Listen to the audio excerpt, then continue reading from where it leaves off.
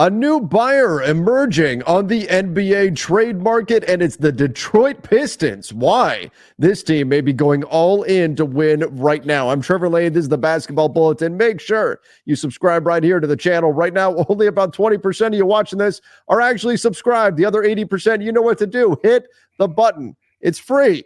Hit the subscribe button. We'll keep you up to date on everything heading into the NBA's trade deadline. Joining me is Donnie Freeman. Donnie, it is a new day in Detroit. The Lions are looking good. They are favorites right now to potentially win the Super Bowl. And the Pistons, the Detroit Pistons, are on the rise. And now they're being linked to players like Brandon Ingram and Cam Johnson. What a difference in Detroit. Yeah, it's insane to see. And I'm actually really happy for the Pistons specifically because, we looked at them early in the season. They were still like 4 or 5 games under 500, but it was one of those things where it's like, this team's kind of better than I think they're getting credit for because they up to that point have played one of the harder schedules. And, they kind of just were hanging around and they've rebounded and won 8 of their last 10 on a 5-game streak. I didn't know it was that big. My God. So they are putting in work here. And it's just cool to see the young guys there clicking and also the vets that they have playing well for them. Yeah, and they are hustling. I've been really impressed with their transition defense. They've been doing a great job there. And right now, again, they're above 500, 19 and 18 on the season.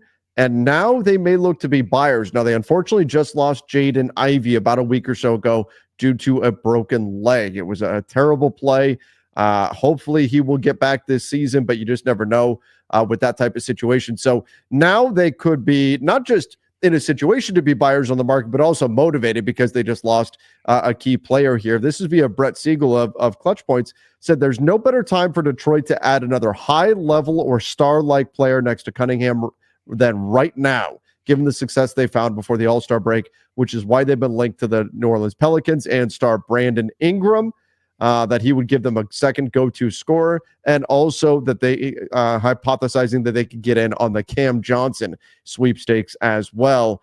What do you think about those two players as potential fits next to Cade Cunningham? I like both of them a lot. Cade, by the way, just got a spotlight. Cade here, 24, 6, and 9. He is having a hell of a season, dude. Man.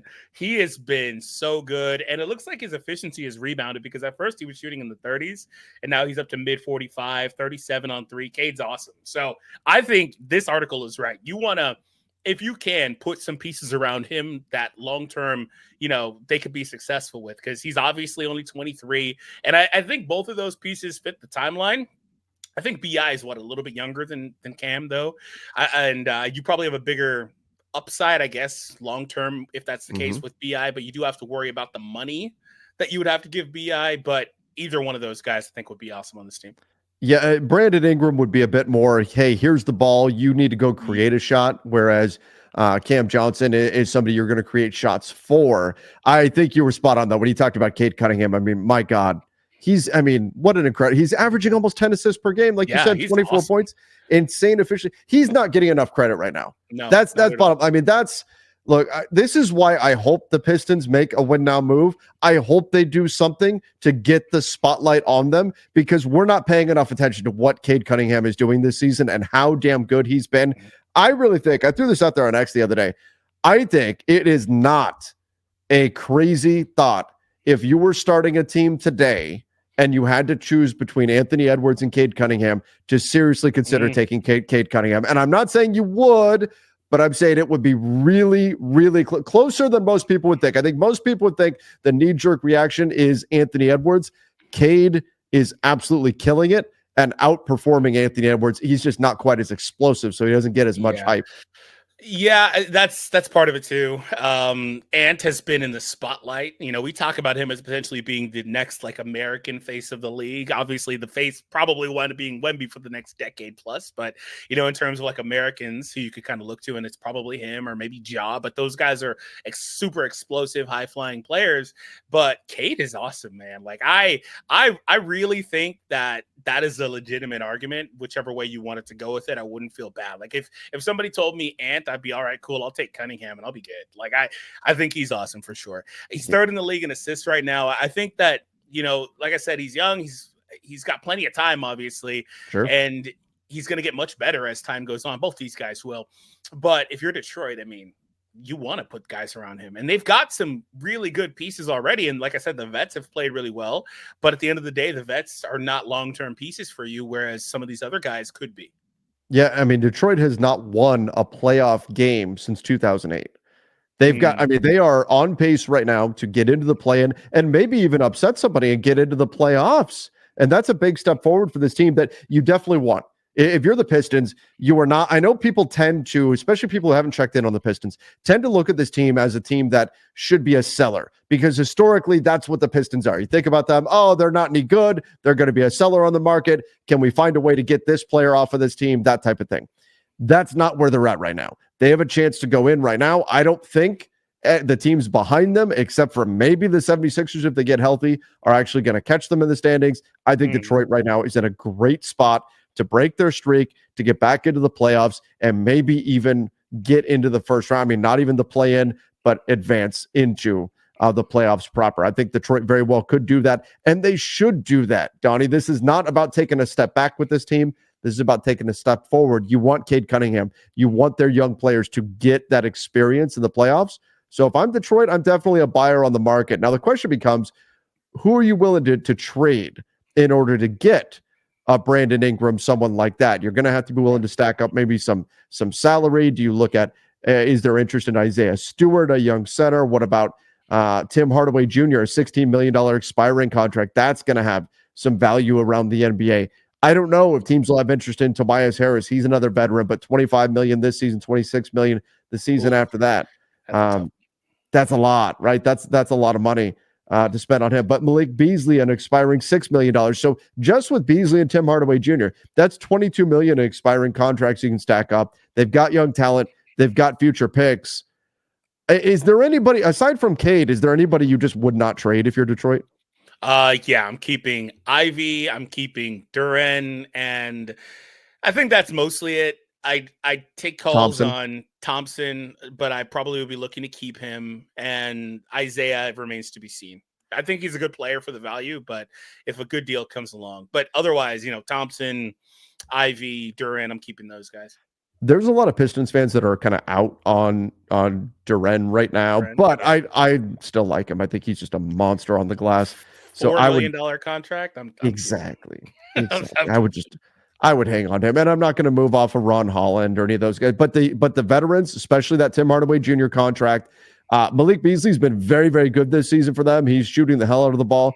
But if I could find a way to turn Tim Hardaway Jr. and Malik Beasley into a big-time player. Remember, the Pistons have cap space, so they don't have to match salaries in a trade.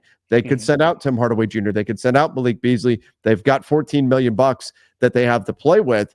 So that gives them that little extra edge where you're just about right there at like a Brandon Ingram trade just with those two guys if they're willing to use their cap space that way. And by the way, there was another story that came out today that the Pistons are not going to be a dumping ground with their cap space. A lot of teams look at the Pistons and say, oh, they can be the third team in a trade, and we can dump salary on them between two tier one apron teams that aren't allowed to send out more salary than they take back, or flip that, take back more salary than they send out in a trade. So the Pistons get brought up all the time as, oh, they can be our salary dumping ground as a third team in a trade.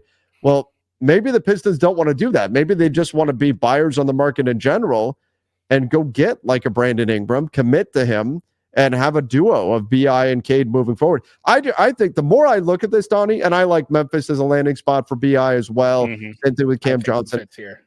Yeah, but I do like the fit in Detroit if you're willing to roll the dice on Brandon Ingram getting healthy and staying healthy.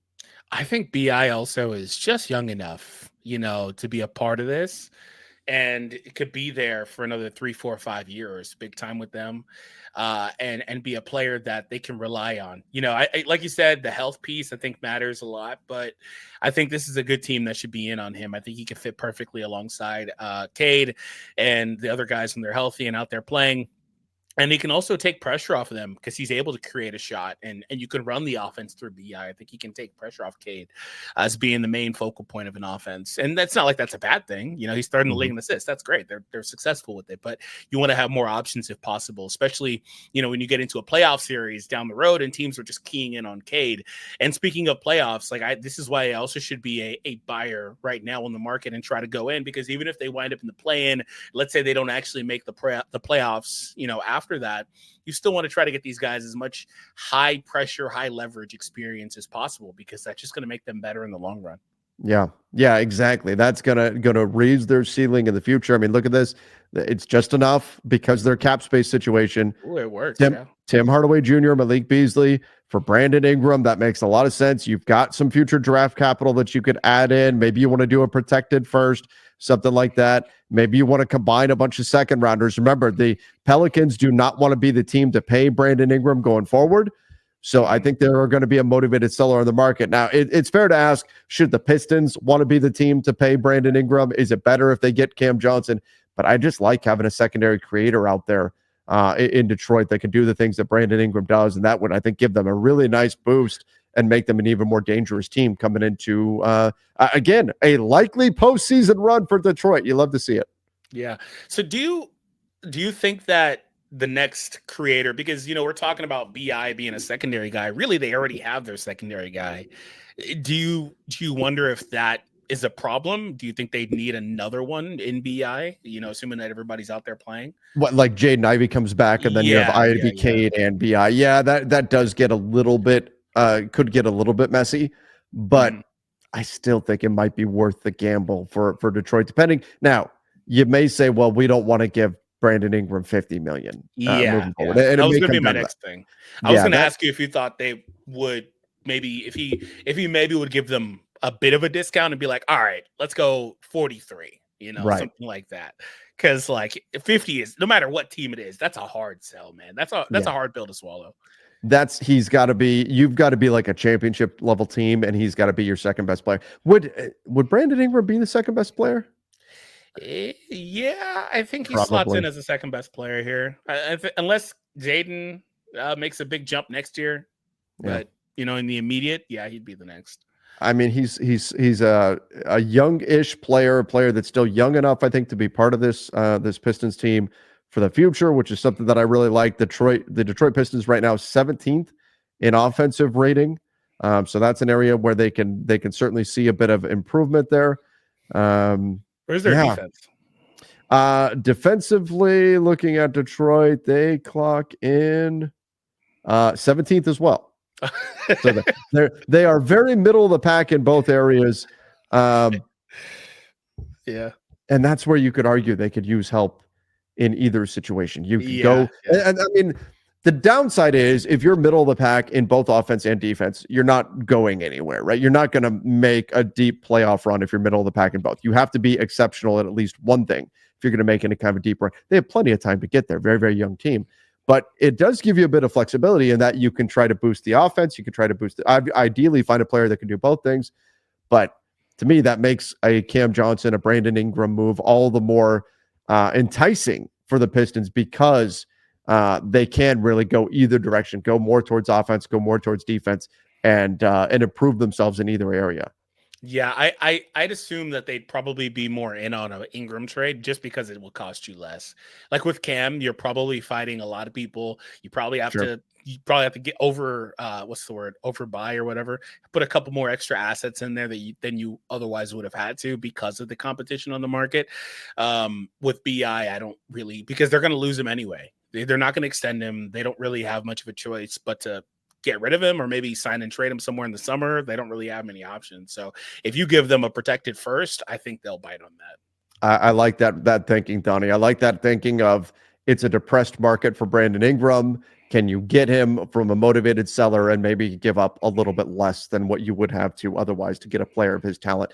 That's it's an interesting point. And I do think, look, it's an exciting time for the Pistons, an exciting time in Detroit in general. And this is a team that's very much on the rise. And so I don't look for them to be, I think there's some clear sellers. I think the Raptors are going to be one. I think the Bulls should be one if they're not already. Shame on you, Chicago. I look at I look at the Nets. I look at the Wizards. There's plenty of teams that are sellers out there on the market right now. Detroit is not going to, for a change, Detroit is not going to be among them. And I think this team actually could emerge as a sneaky buyer to make a run here. And who knows? I mean, they get the right matchup if they're able to rise high enough in the Eastern Conference. Like if you told me Detroit winds up matched up somehow with the Pacers in round one or something. I mean, look, the Pistons right now, they're only a half a game back of the 6th seed in the Eastern Conference. If you told me somehow Detroit winds up matched up with the Pacers, well, I wouldn't pick the Pistons to win the series. I wouldn't put it past Detroit to get out of the first round. They're not going to take the Cavs or the Celtics. They're not going to beat the Knicks. I wouldn't even say they beat the Magic or the Bucks, but specifically if they get the right matchup in the first round, anything is possible. If the Pacers somehow end up in the 5 seed or something, it's a 5-4 matchup or something like that. This team could be sneaky come playoff time to maybe get to the second round, but at worst, first round is very much in the realm of possibility for this team. And that would be great experience for these young players.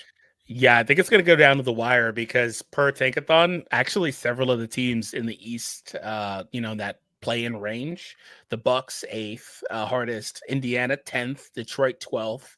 So I don't expect the Bucks to fall out, obviously, but some of these teams have competition for how things are going to look. Even Philly has like number 15. So and Miami 16. So some of these teams are going to start facing matchups that could probably drastically switch, especially when they start playing each other a bit more. If they haven't already, that's going to probably really shift some of those wins or losses, the standings too, as things go down to the wire.